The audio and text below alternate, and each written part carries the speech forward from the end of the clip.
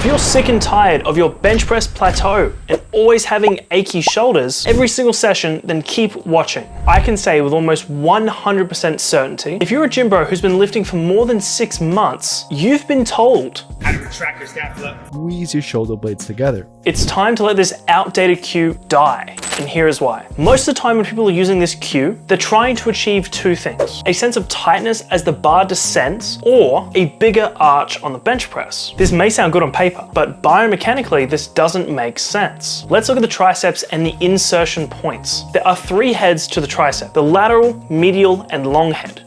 The long head literally is attached to your shoulder blade. So why the hell would you want to make it harder for your triceps by pulling this muscle back super hard and making it impossible to extend your arms? This is also the reason why you see so many people unrack the bar and not be able to lock their elbows. It's because your triceps can't fully contract in that position. Any feeling of tightness that you get from squeezing your shoulder blades together is lost as soon as you press up. Here is why. As you go into the press, your body naturally defaults into the strongest position, neutral with loose shoulder blades. That is why you're seeing so many people have their chest drop and their elbows flare out after they slam the bar off their chest. Your body knows how to press and listen to it. And as for getting a bigger arch, this has nothing to do with the shoulder blades and everything to do with your legs. Hear me out. When it comes to wedging in the bench press, the arch is being built by your legs as you set up. By applying pressure into your upper back and neck, you are anchoring yourself to the bench,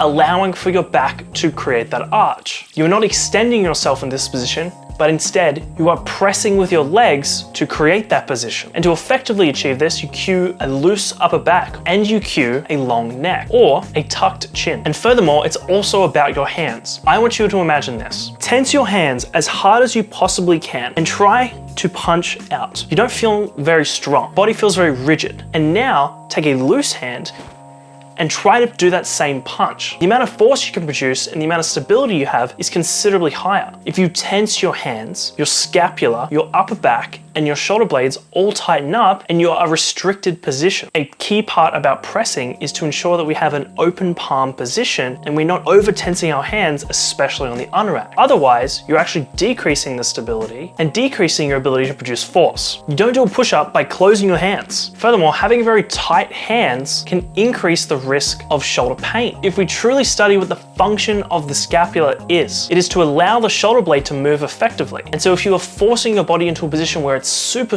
tense, as it tries to perform that normal function, things can get in the way and we can see some underlying dyskinesis, which means the body is not able to effectively move in a good position. And in consequence, our shoulders can feel very impinged and our shoulders can feel very tight and iffy and achy. And so by maintaining that loose, open palm position, as opposed to that very tense, strong position, we're allowing shoulder blades to actually move effectively. And don't get me wrong, I've had all these same problems as you. All through my benching career, I've had major shoulder issues. And you know what? I'm not very good at the bench press. I'm a deadlift specialist. I've got long as hell arms, and I sure as hell am not making it easy for myself by being victim weight. But the point is, I have still, despite all my disadvantages, have been able to bench 140 kilos, 3 plates, pain-free. So what have we learned today? We have learned how to relax your upper back to actually build your arch, how to effectively use your shoulder blades to actually produce a powerful bench press, and you're gonna go home, or you're gonna go to the gym more likely, and you're gonna lay down, and you're gonna bench press with these cues and notice a drastic change in your performance. And if not, that's totally fine. Leave a comment and tell me how dumb I am. But I know that at least 99% of you won't have that response. Because guess what? I'm right, okay? More is right. Thanks for watching this video. Make sure you subscribe for more powerlifting related content. We're trying to pump out as much of this as we can to reach as many people as we can so more people lift better. They get stronger. They get fit, big, strong even.